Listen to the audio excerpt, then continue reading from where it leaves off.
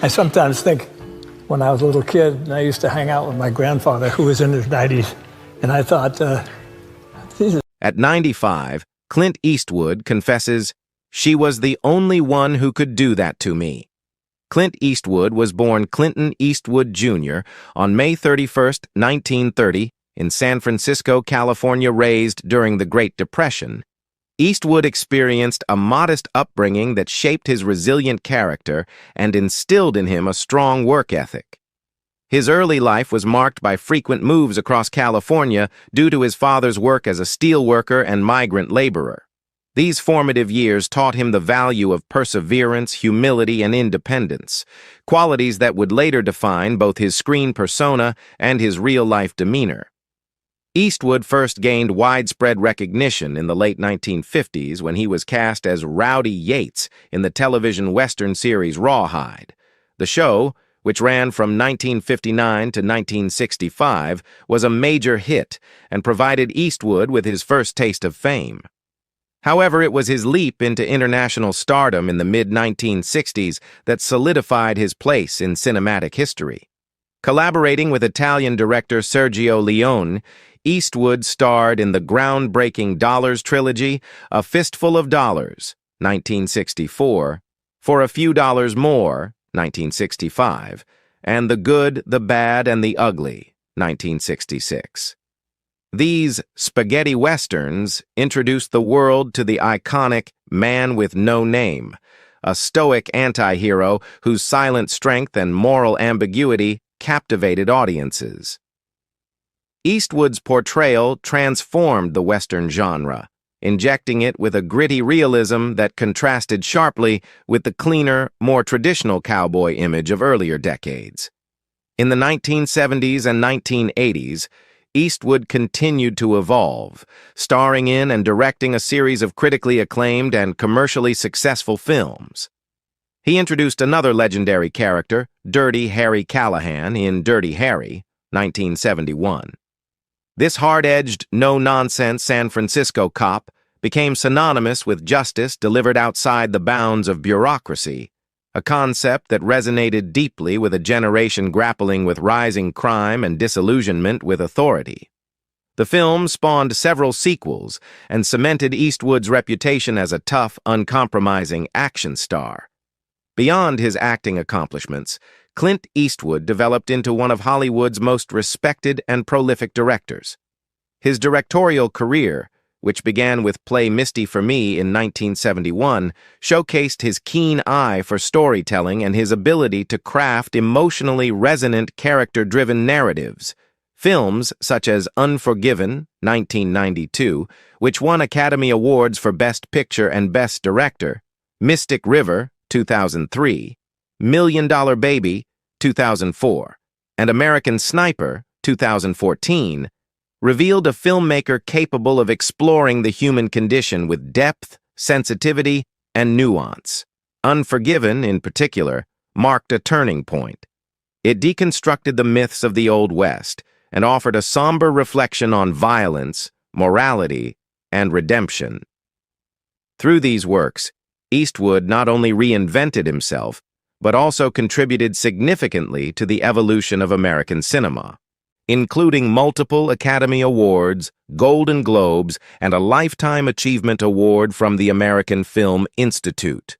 Despite his many honors, he remains a deeply grounded individual known for his stoicism, minimalist style, and quiet sense of dignity.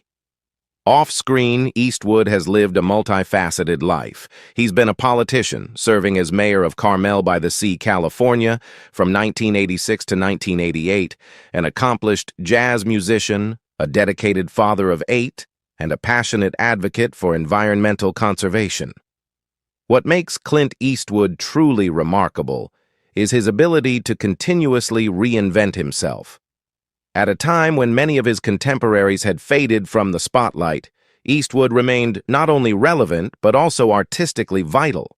Even into his 90s, he continued to act, direct, and challenge cinematic norms, with recent works like Cry Macho, 2021, demonstrating his undiminished creative spirit.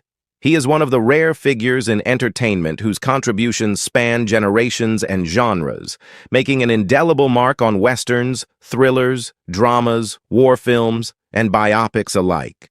Clint Eastwood, known for his steely on-screen persona and enduring presence in Hollywood, also garnered widespread attention for his colorful and complex personal life, particularly his numerous romantic relationships over the decades. Often regarded as a modern-day Casanova, Eastwood cultivated a reputation for being irresistibly charismatic and elusive in matters of the heart. Throughout his life, he has been romantically linked to a long list of women from both inside and outside the entertainment industry. Among the women he was known to have dated or had associations with are figures such as actress Anita Loest, the glamorous Mamie Van Doren, and stuntwoman and dancer Roxanne Tunis. His relationships also included celebrated journalist and food critic Gail Green, as well as French screen icon Catherine Deneuve, whose brief liaison with Eastwood was the subject of much tabloid speculation. One of Eastwood's most famous and publicized relationships was with actress Sandra Locke, but he also shared connections with women like actress and model Jill Banner, the sultry singer Keely Smith, and rising star Jamie Rose. Other names tied to Eastwood's love life include Hollywood actresses such as Inger Stevens, Joanne Harris, and Susan St. James, as well as activist Jean Seberg. He was even associated with lesser-known women such as Megan Rose, Jane, Bridget Byrne, and Christina Sandra, the latter of whom became a long-term companion in his later years. Despite his high-profile status, Eastwood often preferred to keep many of these relationships out of the public eye, adding a layer of mystery to his already enigmatic persona. On December 19, 1953, at the young age of 23, Clint Eastwood married Maggie Johnson, a model and secretary whom he had met on a blind date earlier that same year. Their union marked the beginning of a significant chapter in his life. Despite the image of a conventional marriage, their relationship was complicated by Eastwood's early success in Hollywood and the temptations that came with fame. They eventually became parents to 2 children. A son, Kyle Eastwood, born in 1968, who would go on to become a successful jazz bassist and composer, and a daughter, Allison Eastwood, born in 1972, who later pursued a career in acting and directing. However, Eastwood's extramarital affairs placed a serious strain on the marriage, and by 1984, the couple had separated after 3 decades together. Their divorce, finalized in 1984, was reportedly one of the most expensive celebrity settlements of the time, with Johnson receiving an estimated $25 to $30 million. While still legally married to Johnson, Eastwood began a significant relationship with dancer and stuntwoman Roxanne Tunis, which lasted from 1959 to 1973. Their romance was mostly kept under wraps due to Eastwood's marriage, but it led to the birth of his daughter Kimber in 1964. Kimber was raised by Tunis, and her paternity was not publicly acknowledged until many years later, when Eastwood's extended family and personal history began to draw greater media scrutiny. Despite the secrecy, this relationship played an important role in Eastwood's early private life, and was one of the first indications of his pattern of parallel romantic involvements. In 1975, Eastwood entered into one of the most publicly visible and artistically significant relationships of his life with actress Sandra Locke. Their partnership extended both off and on the screen, as the couple appeared together in several of Eastwood's most iconic films, including The Outlaw Josie Wales, Every Which Way But Loose, and Sudden Impact. The two lived together for over 14 years, during which Locke became one of Eastwood's most prominent companions. However, despite their close professional and romantic relationship, Eastwood was allegedly involved with other women simultaneously and reportedly fathered at least 3 children during his time with Locke, a fact that later fueled controversy and legal disputes between the two. Their relationship ended bitterly in April 1989, leading to a highly publicized legal battle in which Locke accused Eastwood of deceit and professional sabotage. One of the clandestine relationships Eastwood maintained during his time with Locke was with Jocelyn Reeves, a flight attendant.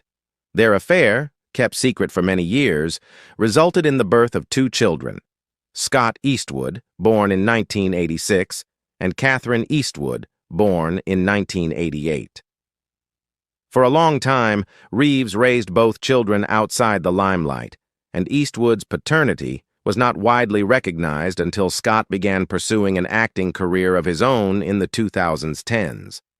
Scott has since become a rising Hollywood star, inheriting his father's rugged charm and following in his footsteps both in style and career.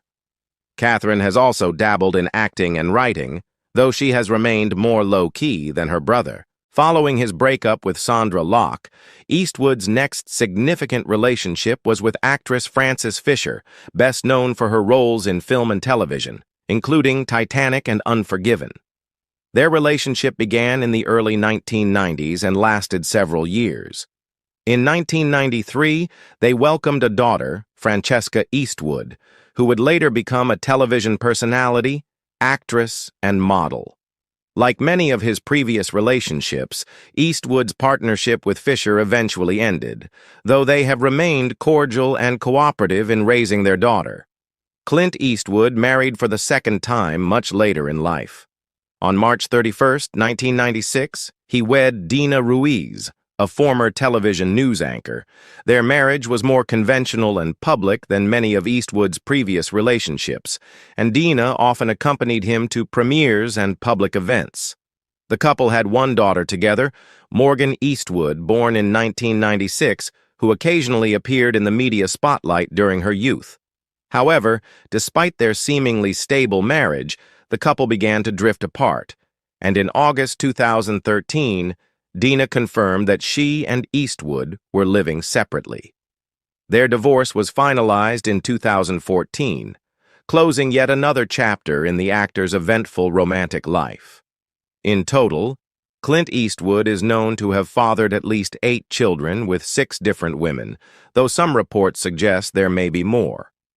He has generally remained discreet when it comes to discussing the full scope of his relationships and family, often choosing not to confirm specific details in interviews or public appearances.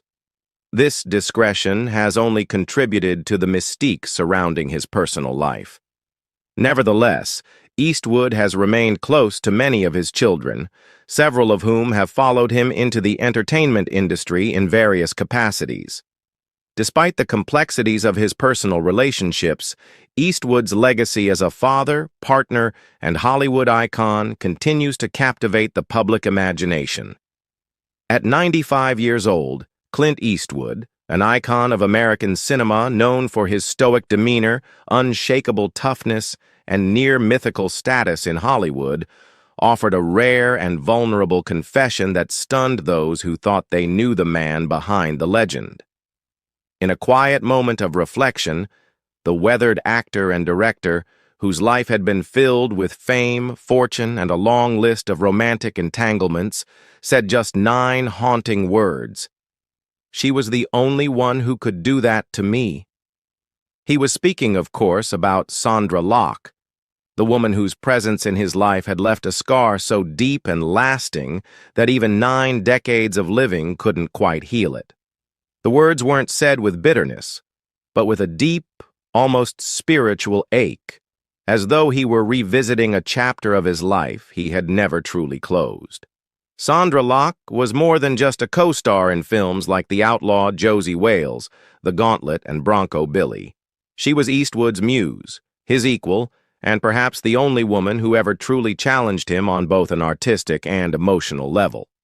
They met in 1975, and from the moment their eyes locked on the set of The Outlaw Josie Wales, something shifted in Eastwood. He was no longer just the steel-eyed gunslinger or the grizzled anti-hero. Around her, he was human, exposed, almost tender. Their relationship, which spanned over 13 tumultuous years, was defined by intense passion, artistic collaboration, emotional turbulence, and ultimately a painful and very public unraveling. And yet, despite everything, the lawsuits, the betrayals, the silence, Locke had left an indelible mark on him that neither time nor success could erase. When Eastwood uttered the words, "I couldn't walk after," it was not merely a turn of phrase or a figure of speech.